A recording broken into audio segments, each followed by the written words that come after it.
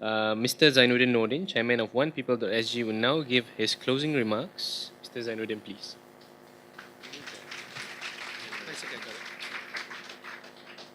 I know that you all are eager to go off, but spare me a few minutes. First, I would like to acknowledge the distinguished panel members, Zulkifli, Viswa, Professor Kwok, Associate Professor Eugene Tan, of course, all of you, community leaders, and our guests. First, I think we are very fortunate to be here today to get the information that has been, to me, quite important. The study that has been done by IPS and OnePeople.sg. And at the same time, for us to be able to engage our panelists, very thought-provoking. My speech will be pale in comparison. We hear thoughts about us walking without crutches, of course, thinking about the issues of color, the socio-economic landscape that we are facing in Singapore. If we will ever arrive or become a good society. And there are many things, in my view, that is worthwhile for us to bring back and to think about. Nevertheless, I think what we have seen is some changes that we are hoping to bring forth in our society. In the past, such public engagement would have been a rare situation. We sometimes feel very awkward, and we realize that these things are beginning to change. People are beginning to talk more about it. People are feeling more comfortable.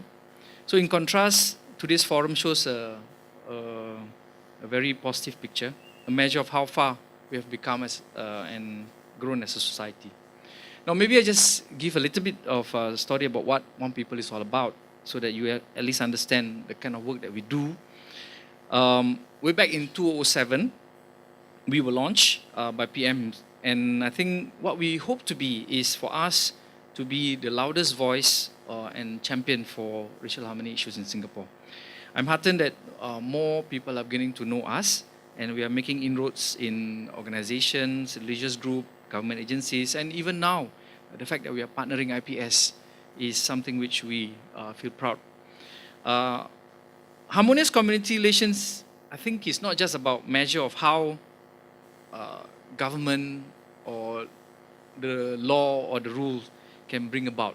I think it's about us all together believe what is good for our country and for us to work towards maintaining stability and a cohesive society. Now, it's not about what the law tells us to do. It's about things that is within us, things that is residing in us as a people, as a culture.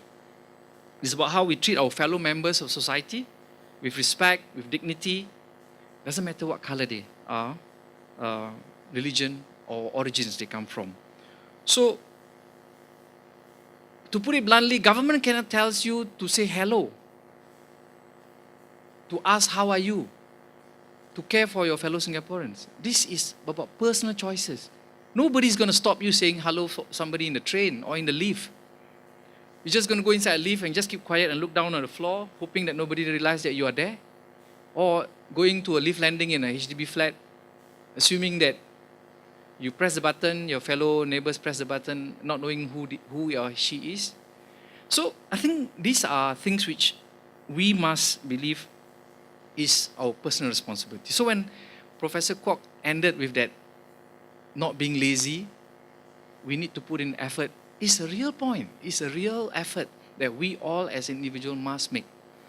So I think the issue about skirting around things about sensitive matter was also raised in the panel discussion. So we need to go beyond this. We need to start to address, we need to talk. So be it issues of racism, discrimination or prejudice, let's talk about it with an open and mature mindset, and let's understand each other better. We believe that to build harmony, there need to be more dialogue, and this dialogue will be about what we want to be. We understand the changes that's taking place in our country. It's a huge change that we are going through. The way we communicate has vastly changed from the old to the new way. How we are also seeing greater numbers of migrants in our country, in our midst, and they bring a new set of value, language, culture, lifestyle, and we will be affected. And this will, in my view, bring a new norm to what we have used to be in the past. But to me, the concern would be if we ignore there are differences and there are changes that's happening. Because once we ignore and we assume that everything is okay, I think we are also going down a very dangerous and slippery slope. Hence, it is important for us to look at race and religious relations deeply from time to time and ascertain that we have progressed or not progressed. Where are we now, and how we need to work together or live together in moving forward. So that with this in mind, I think that's the reason why One People work very closely with IPS to come out with this baseline study and what we call the indicators of racial and religious harmony. There may be people who disagree with us. There may be people who may think that we have done a bad job or the research is may not be good. But at least in my view, we have put in an effort to work and find something about where we are. So I would like to take opportunity to point out 3 features about the study. First, the study tells us there is more than about tolerance. Racial harmony is more than just about tolerance. We need to underpin the key values that are basically human values, societal values, that are greater ideals that we must respect, understand. We must build friendship and then trust, essentially between all the groups that exist in our country. Doesn't matter whether you're minority or majority, whether it's in numbers or in ideology or in form or in resources. There must be more interaction and understanding. And as you have seen, this can range in many, many different formats: perception, intercultural understanding, and also maybe even to a certain extent exclusion. So the key to harmony is often, people argue, how the minority perceives as being equally treated as compared to the majority in all the different issues and lives concerns in Singapore. But nevertheless, I think the interaction and understanding is, to me, vital. Second point, I think by creating these indicators that gauge racial and religious relations, we have a real fresh reference point since the days of the racial riots. We now have a framework in which we can leverage on and build community ties, and these indicators can be monitored regularly to assess our efforts. And third, perhaps more significantly, the study identifies strengths and gaps, which gives us an opportunity to look closer at our own attitudes, even policies, programs that all of you are doing on your own, and initiatives in strengthening community relations. People may again say, oh, leave it be, let it be organic. You don't have to engineer all this. But I know all of you are working hard at this. All of you are in your own way, having your own programs, your projects, that you believe will help towards this direction. So let us use these indicators. Make use of this, please, so that you can also be moving in the right direction. So I'm heartened by the results of the study, as all our panelists have said. And after close to 50 years of nation building, it is quite an encouraging information to see that the studies, in fact, bring a lot of strong positives. The study clearly demonstrates that Singaporeans value multiculturalism. Singaporeans understand that we can learn from different racial and religious groups. It is certainly pleasing to know that our top indicator was absence of minority discrimination in the use of public services. We cannot take that for granted because we are so used to it. We assume this is normal. Let me tell you, it is not normal in many, many different places in all parts of the world. It is not normal. We are in fact very fortunate to have this. So don't assume. This is not norm in most countries and many other countries that we know, other parts of the world. So maybe sometimes we see the ugly incidents of racism on the internet. Maybe somebody may have said it out in the open. But most of us, let's be honest about it, we don't feel that tension in our daily lives like most other people. So this is a testament of our pride in being multiracial and multi-religious society.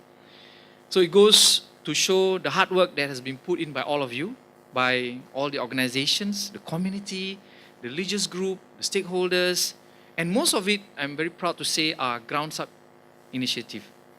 They are working closely with the government agencies because they believe we must keep multiculturalism alive in Singapore because it's key in what we are and who we are. So with the results of the study, I think we have a lot to look forward to, but nevertheless, it also shows that there are gaps. Let's be honest. Significantly, there is gap between attitude and action. So that's why I like when Prof talking about not being lazy, needs a lot of effort.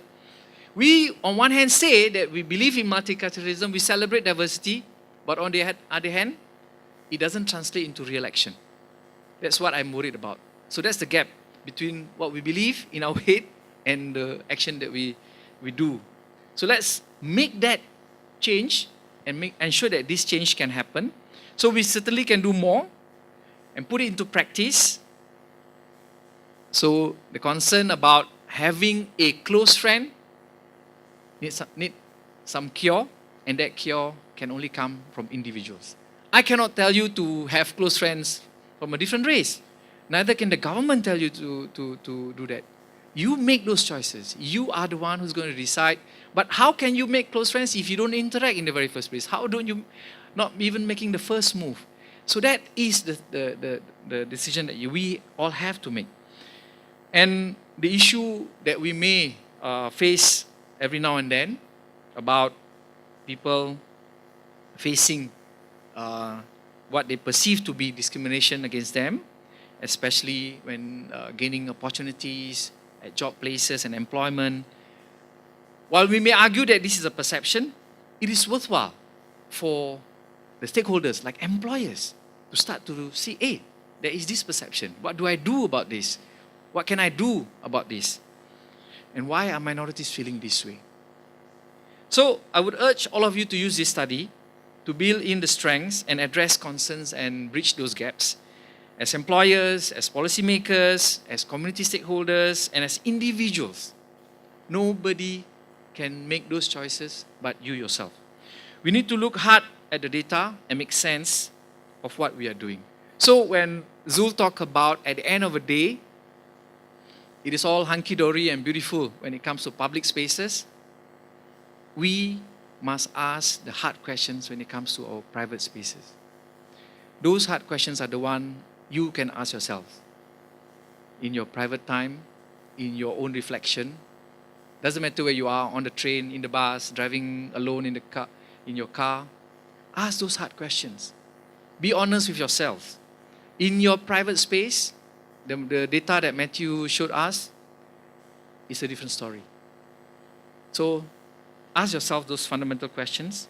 And if all of us can contribute together, I think we have a lot of positive and encouraging data that we can use. So to end, I think I would like to say thank you once again to our distinguished panel members and of course my fellow Vice President Gerald Singham for moderating the forum. I'd also like to thank Janaras Devan and the team at IPS. They have been really wonderful.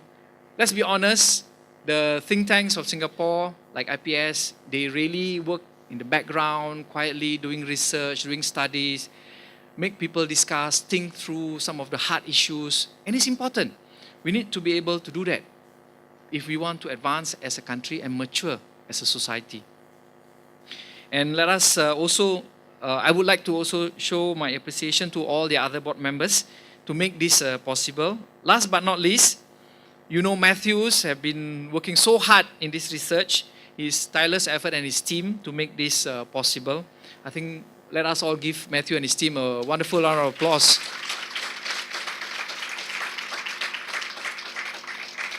So, let this dialogue not be the end, but the spark of meaningful conversations that we can translate into positive action for the good of our country and for the good of our society. So I will leave you with this quote from the great man Mahatma Gandhi. Of course, it's about individual. And I quote him, "Be the change you wish to see in the world." Thank you very much.